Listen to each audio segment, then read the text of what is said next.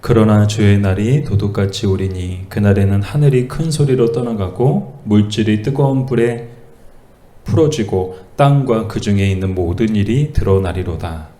이 모든 것이 이렇게 풀어지니 너희가 어떠한 사람이 되어야 마땅하냐. 거룩한 행실과 경건한 것.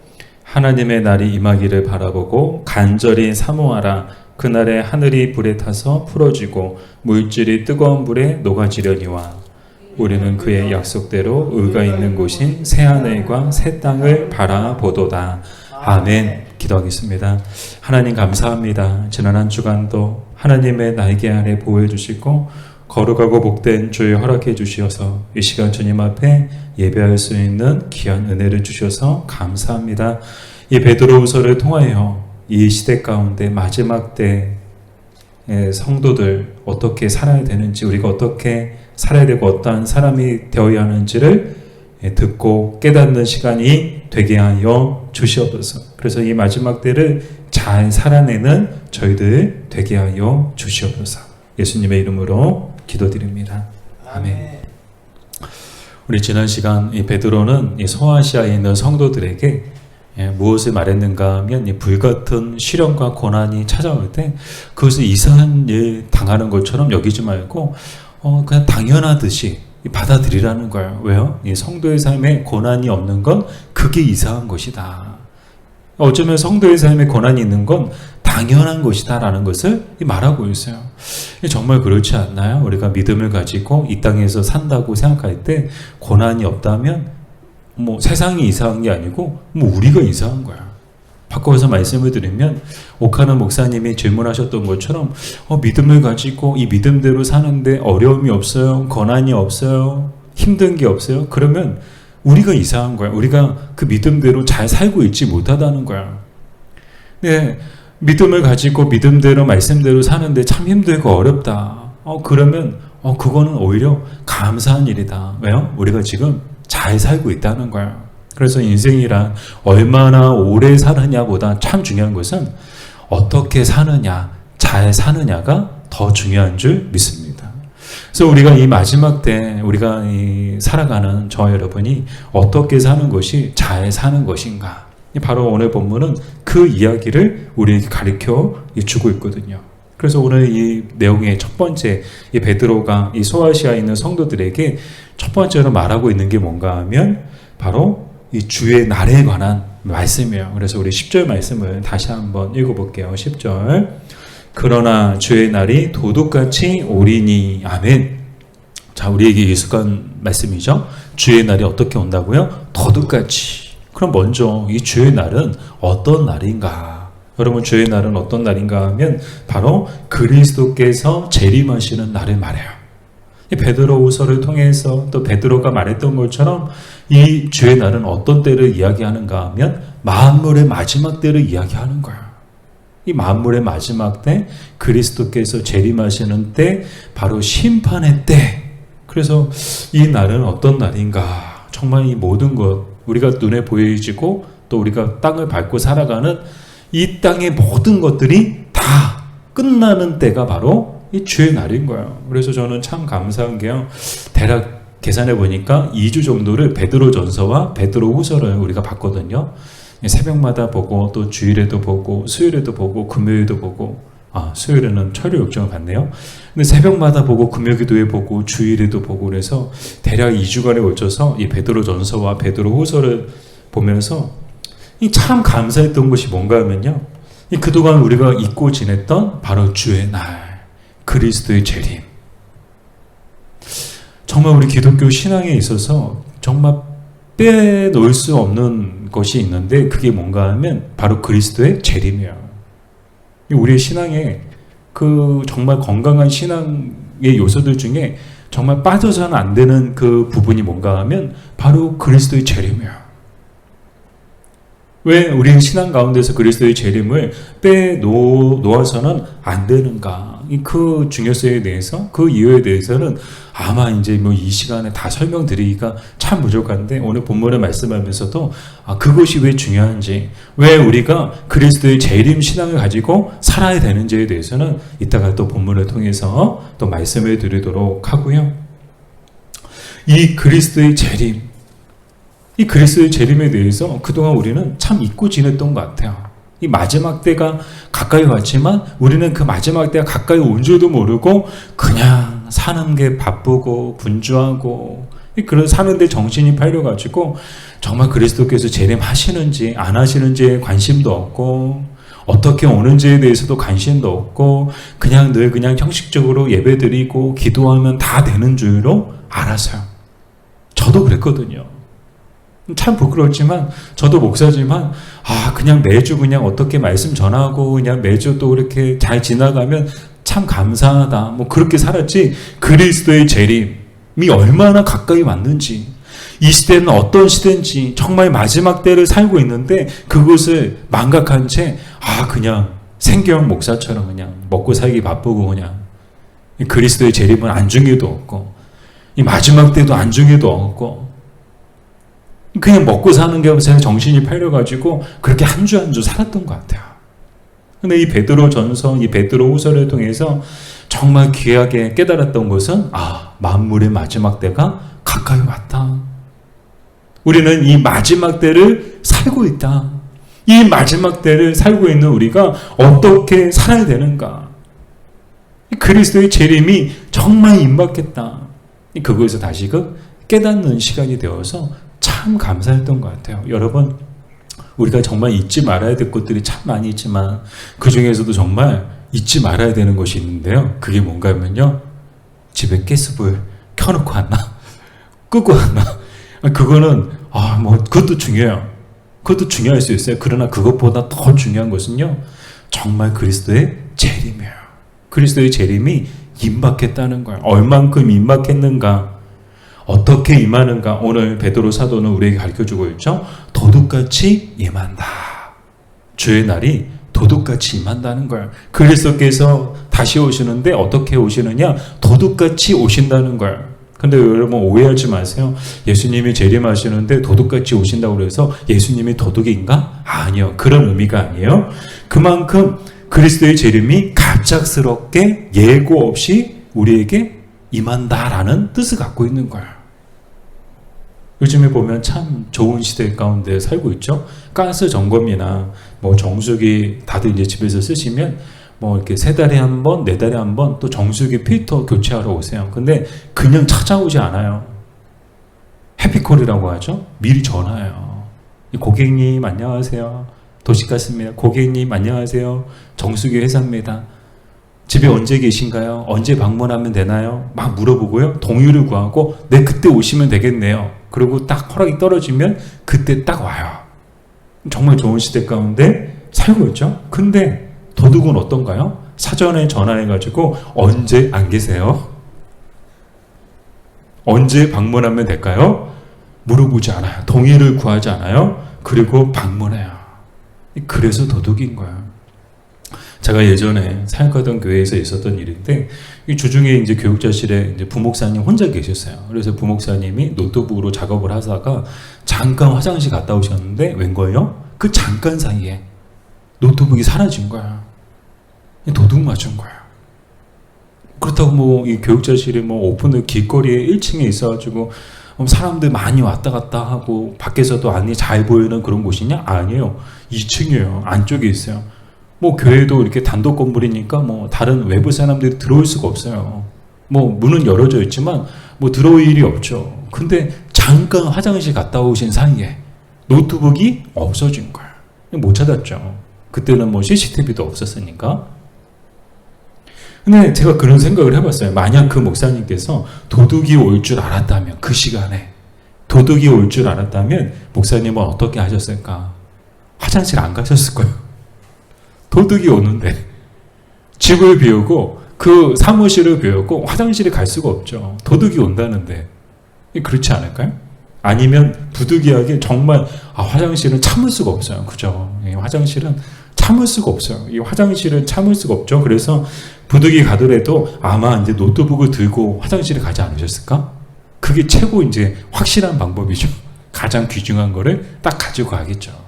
제가 왜 이 말씀을 드리는가 하면 베드로가 주의 날이 도둑같이 올 것이다. 왜 하필 주의 날을 도둑 같은 그 비유에 그 말을 통해서 그리스도의 재림을 이야기했을까? 그 말은요, 바로 우리 성도들에게 정신 차리라고, 영적으로 깨어 있으라고, 마지막 때가 가까이 왔다고. 마지막 때가 가까이 왔으니까 이 마지막 때는 심판의 때니까 정신을 차리고 있어야 된다는 것을 가르쳐 주기 위해서 도둑에 비유했던 거예요.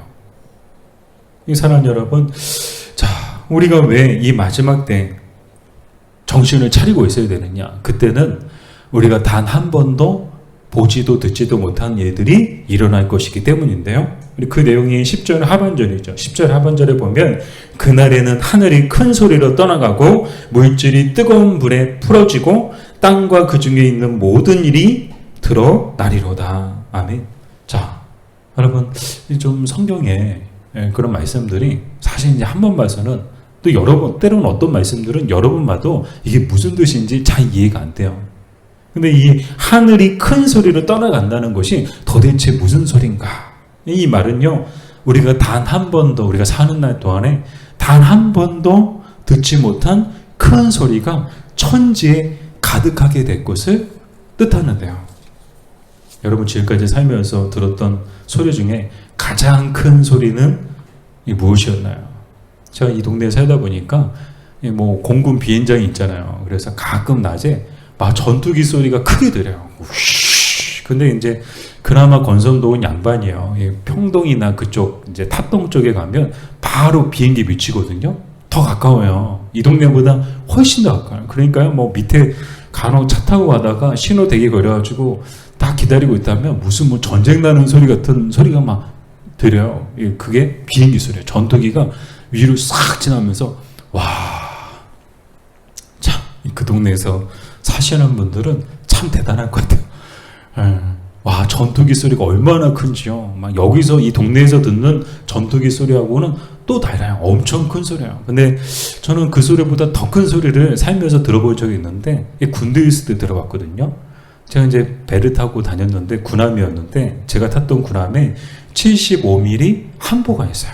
이 75mm 함포가 있는데 그 포 하나의 크기가 어느 정도인가 하면 여러분, 제 성인 남자의 그 다리 한쪽만 해요. 그러니까 얼마나 커요. 총알은 이만하잖아요. 근데 75mm 함포는요, 성인 남자의 다리 하나만 하다는 거예요. 그러니까 엄청 무거워요. 성인이 하나 딱 들고 있기도 무겁고요. 두 개 못 들어요. 저도 많이 들었거든요. 배에다 실어야 되니까 막 나르는 일을 다 같이 하거든요. 그러면 하나 들기도 무거워요. 두 개를 든다는 거는 정말 무겁거든요. 그만큼 무게도 많이 나가고 크기도 커요. 그거 하나를 쏘는데요, 와, 엄청 큰 소리가 나요. 엄청 큰 소리 나고 정말 그 큰 군함도 막 흔들릴 정도로, 그냥 뭐 지진 난 것처럼 막 흔들릴 정도로 그 포 하나 쏠 때마다 그 소리와 그 충격이 대단하거든요. 그러나 오늘 이 말씀에 나오는 마지막 때에 듣게 될 소리는 이 땅이 아무리 큰 대포 소리, 폭탄이 터지는 소리, 전투기가 지나가는 소리, 천둥과 번개치는 소리와는 비교할 수 없을 정도로 큰 소리가 이 마지막 때에는 이 하늘에 가득하게 될 것이다 라는 것을 말씀하고 있는 것이에요. 또한 그날에는 물질이 뜨거운 불에 풀어지고 땅과 그 중에 있는 모든 일이 드러날 것이라고 하는데요. 이 말은 무슨 뜻인가 하면 하늘에 있는 모든 것과 땅에 있는 모든 것이 다 불에 타 버린다는 거예요. 하늘에 있는 것들이 뭐예요? 해와 달과 또 뭐가 있죠?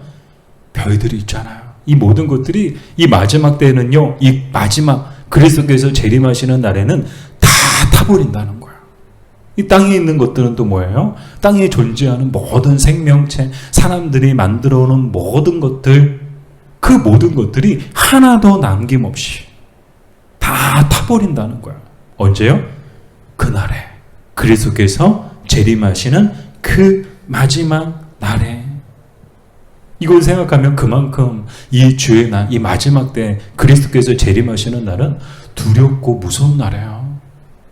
결코 뭐 예수님 오시네, 와 기쁘다, 감사하다, 행복하다, 그냥 평범하게 뭐 우리 집에 손님 찾아오듯이 반가운 손님 온 것처럼 그렇게 마냥 기쁘고 즐거운 날이 아니다라는 거예요. 우리가 단 한 번도 듣지도 보지도 못한 일들이, 그 무섭고 노예로운 일들이 한꺼번에 일어나는 날. 그래서 이 마지막 이 세상이 하나님 앞에 심판받아서 이 땅에 존재하는 눈에 보이는 모든 것들이 다 불에 타 없어지는 날이 바로 그날이라는 거예요. 주님이 다시 오시는 날. 이런 일들이 일어나게 된다는 거예요. 여러분, 우리는 참 이것을 잊고 살았어요. 여러분, 그날은 반드시 올 것입니다. 어떻게 해요? 도둑같이. 도둑이 언제 와요? 밤에만 올까요? 아니요. 낮에도 와요. 우리가 순간 방심할 때 그때가 도둑에게는 골든타임이야. 저는 그런 생각을 해요. 올해 말씀을 준비하면서도 우리가 영적으로 깨어있지 못할 때 주님이 오실 수 있구나. 그래서 우리는 늘 깨어 있어야 되는구나. 영적으로 잠들면 안 되는구나. 정신을 바짝 차려야 되는구나. 그래서 정말 이제 천국 가면 베드로 사도 만나면 정말 감사하다고. 다시 한번 이 마지막 때가 얼마나 가까이 왔고 그날이 무슨 일들이 일어나는지 다시 한번 가르쳐 주셔서 감사하다고, 꼭 감사 인사를 꼭 전하고 싶어요. 자, 여기서 끝나지 않죠. 베드로 사도는 이렇게 마지막 때가 임박했다. 그날은 반드시 온다. 우리는 지금 마지막 때를 살고 있다. 이 마지막 때를 사는 성도들은 그럼 어떤 사람이 되어야 하는가? 오늘 크게 두 가지를 이야기하고 있는데요. 첫째는요, 거룩하고 경건한 사람이 되어야 한다고 말하고 있습니다. 우리 따라해 볼까요? 거룩하고 경건한 사람이 되어야 합니다. 우리 11절 말씀을 같이 읽어볼게요. 11절. 이 모든 것이 이렇게 풀어지리니 너희가 어떠한 사람이 되어야 마땅하냐? 거룩한 행실과 경건함으로. 아멘. 어떠한 사람이 되어야 마땅한가? 첫 번째는 거룩하고 경건한 사람이 되어야 되는데, NIV 성경에 보니까 이 거룩한 행실과 경건함을 이렇게 번역하고 있더라고요. 라이브 호일리 앤드 가드리 라이브. 이 말은요, 거룩하게 살고 경건하게 살아야 한다는 말이에요. 즉, 거룩하고 경건한 사람이 된다는 이 말의 뜻이 뭔가 하면요, 오늘 우리가 어떤 사람이 되어야 되느냐? 거룩하게 살고 경건하게 사는 사람이 되어야 한다는 뜻인 거예요. 여러분, 그렇다면 거룩이란 뭘까요? 히브리어로 코데시라고 하는데, 이 코데시는 더러움과 분리된 상태를 말합니다. 더 쉽게 말씀을 드리면 거룩이란 한마디로 구별을 뜻해요. 근데 이 구별은 그냥 구별이 아니고 오직 하나님에 의해 구별됨을, 그리고 하나님을 위해 구별됨을 뜻하는 것이 바로 이 거룩이죠. 하나님께서 우리를 거룩하게 하신 거, 우리를 구별하신 거예요. 사랑하는 여러분, 우리는 구별된 사람들인 줄 믿습니다. 또 하나님을 위해 또한 구별된 사람들인 줄 믿습니다. 하나님께서 하나님을 위해서 우리를 구별해 놓으신 거예요. 즉, 거룩한 사람이 되어야 한다는 것은 구별된 사람이 되어야 한다는 것인데, 우리 믿는 사람들에게 이 거룩은 거룩한 사명입니다. 그 이유는 우리 믿음의 대상이신 하나님이 거룩하신 분이시기 때문인데요. 우리 레위기 19장 2절에 보면, 너는 이스라엘 자손의 온 회중에게 말하여 이르라. 너희는 거룩하라. 이는 나 여호와 너희 하나님이 거룩함이니라. 아멘. 하나님이 거룩하시기 때문에 오늘 우리도 거룩해야 된다는 거예요. 사랑하는 여러분, 우리는 거룩한가요? 바꿔 말씀을 드리면 우리는 구별된 삶을 살고 있나요? 어쩌면 하나님을 모르고 하나님 없이 사는 사람들과 전혀 다를 것이 없는 삶을 살고 있지는 않나요? 거룩이란 구별됨이라고 말했는데요. 교회 다니는 사람들은 다 똑같아. 그게 아니고 교회 다니는 사람들은 정말 다르다라는 말을 듣는 거. 이것이 바로 이 거룩인 거야. 저 예전에도 드렸던 말씀인데, 어느 목사님이 같은 사역하시는 목사님의 그 집에 가셨대요. 근데 마침 그 집에 갔는데 그 목사님하고 딸 사이에 무슨 심각한 얘기가 막 오고 가더래요. 분위기가 심상치 않더래요. 그랬더니 딸이 아빠한테 이렇게 소리쳤다는 거야. 아빠! 에브리바디가 다 그렇게 살아요. 근데 미국이었던 것 같아요. 그래서 에브리바디가 다 그렇게 산다는 거야. 그랬더니 그 아빠가 그 딸에게 이렇게 말했다는 거야. 얘야, 너는 에브리바디가 아니야. 너는 하나님의 자녀란다. 저는 이게 바로 거룩이라고 생각합니다. 거룩이 뭐예요? 구별됨인 거예요. 에브리바디가 다 그렇게 살아도 우리는 그렇게 살면 안 되는 거예요. 우리는 하나님의 자녀답게 구별된 삶을 살아야 하는 줄 믿습니다. 아멘. 그게 바로 거룩한 삶을 사는 것이에요. 그리고 경건이란 뭔가, 우리 17세기 영국의 청교도인 토마스 왓슨이 쓴 경건을 열마라는 책이 있는데, 그 책에 보면 아주 경건을요 잘 설명해 주고 있어요. 그래서 기회가 된다면 여러분 꼭 이 책을 보시기 바랍니다. 이 책에 보면 경건의 본질과 경건한 사람의 특징, 여러 가지 이야기들을 하고 있거든요. 근데 그 중에서 제가 몇 가지만 말씀을 드리려고 하는데, 첫 번째로 경건이란 뭐냐? 경건의 본질이란 뭔가? 잘 들어보세요. 경건이란 하나님께서 인간 안에 새기고 만들어 놓으신 것으로서 인간으로 하여금 육적인 존재에서 영적인 존재가 되게 하는 것이다. 자, 이게 경건이라는 거야. 좀 어려우시죠? 그래서 제가 쉽게 한마디로 말씀을 드리면, 경건이란 뭐냐? 바로 하나님의 거룩한 성품을 담는 것. 하나님의 거룩한 성품에 우리가 참여하는 것. 그게 바로 경건이라는 거예요. 경건.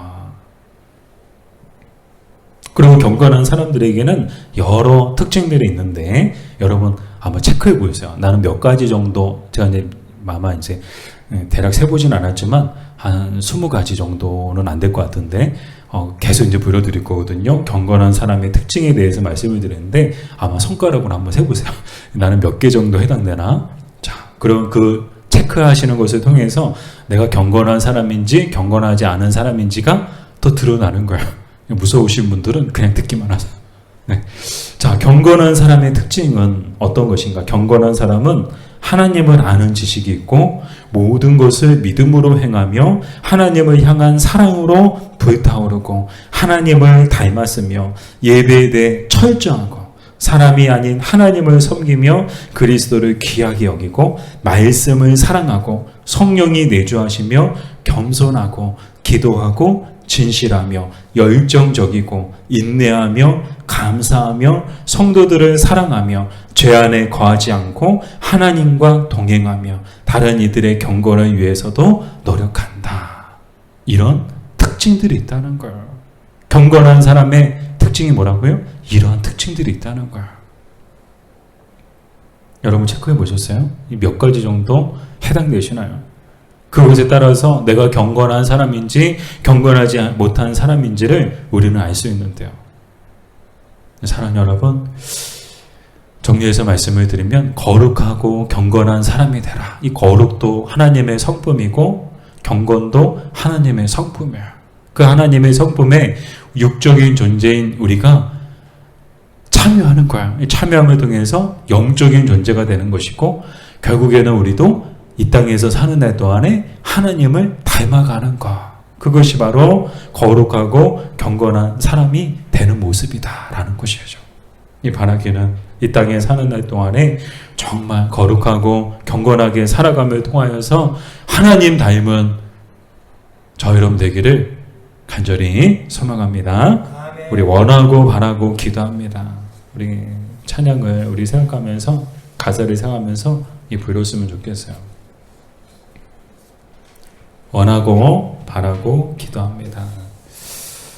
우리 가사를 생각하면서 우리 부르실까요?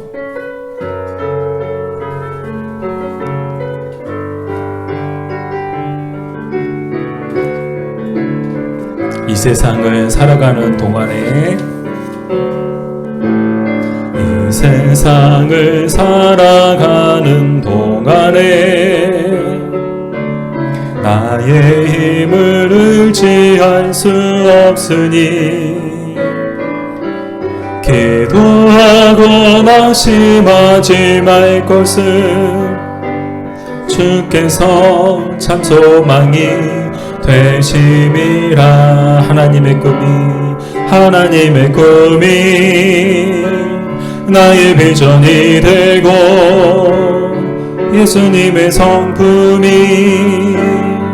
나의 인격이 되고 성령님의 권능이 나의 능력이 되길 원하고 바라고 기도합니다. 주의 길을 걸어가는 동안에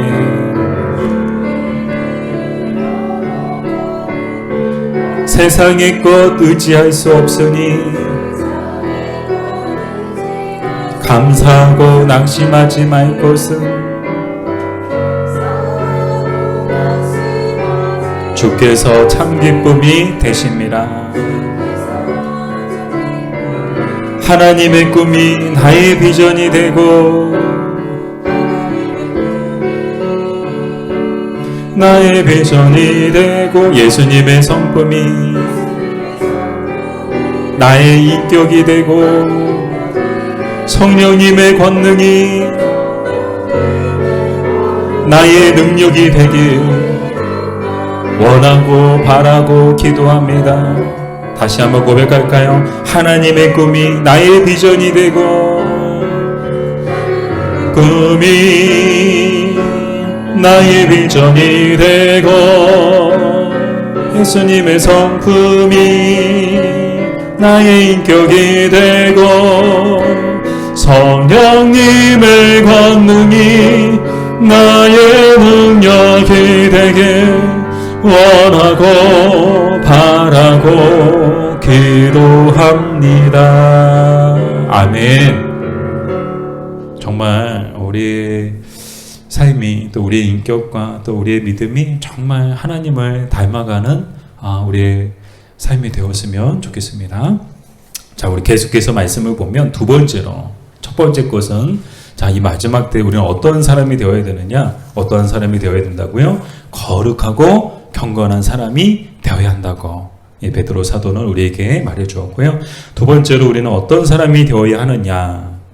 그날이 임하기를 간절히 사모하는 사람이 되어야 한다고 우리에게 말하고 있는데요. 그 내용이 12절이죠. 우리 12절 같이 읽어보겠습니다. 하나님의 날이 임하기를 바라보고 간절히 사모하라. 아멘. 어떤 날이 임하기를 바라보고 하나님의 날이, 이 하나님의 날은 다른 날이 아니에요. 뭐 주님의 날, 그날, 하나님의 날 서로 다 다른 날인가? 아니요. 다 한 날을 이야기해요.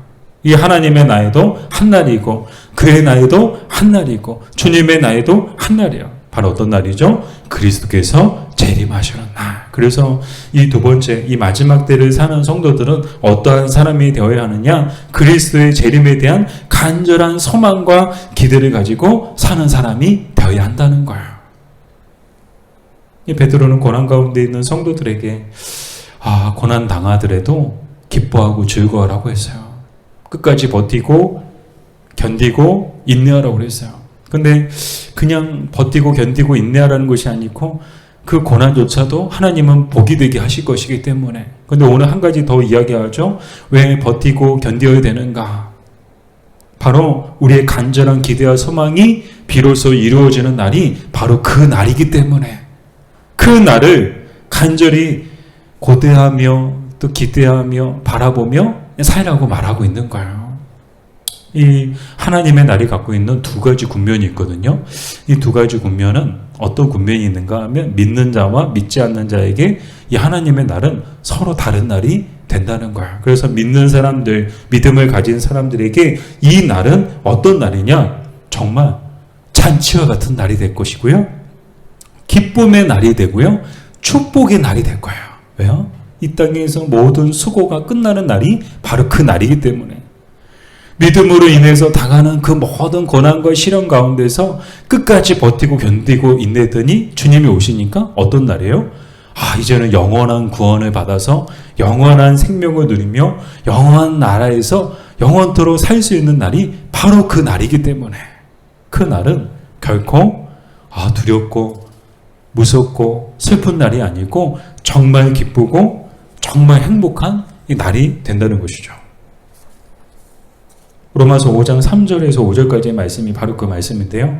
우리가 화일한 중에도 즐거워하나니 이는 화일하는 인내를, 인내는 연단을, 연단은 소망을 이루는 줄 알미로다.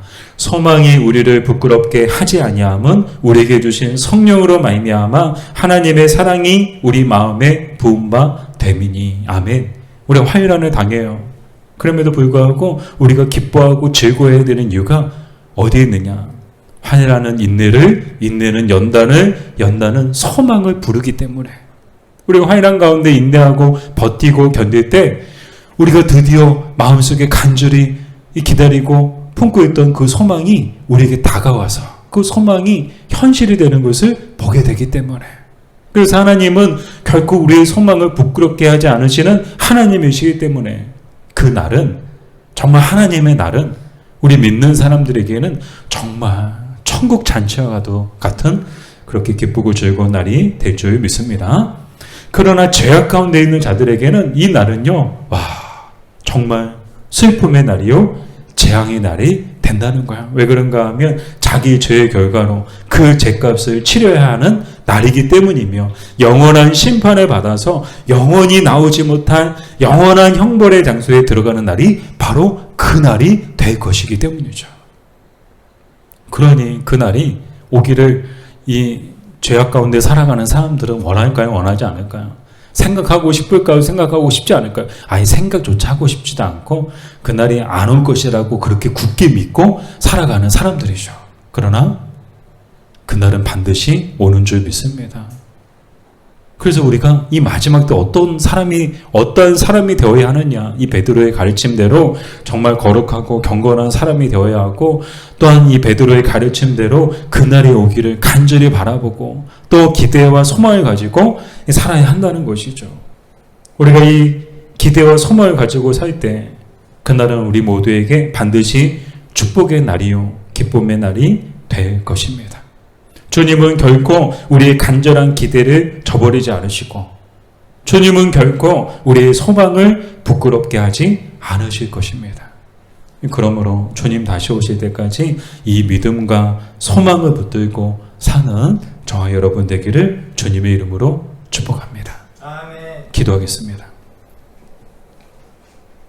사랑하는 주님, 마지막 때 거룩하고 경건한 사람이 되어 주님 다시 오신 날을 바라보고 간절히 사모하는 우리가 되게 하여 주시옵소서. 예수님의 이름으로 기도드립니다.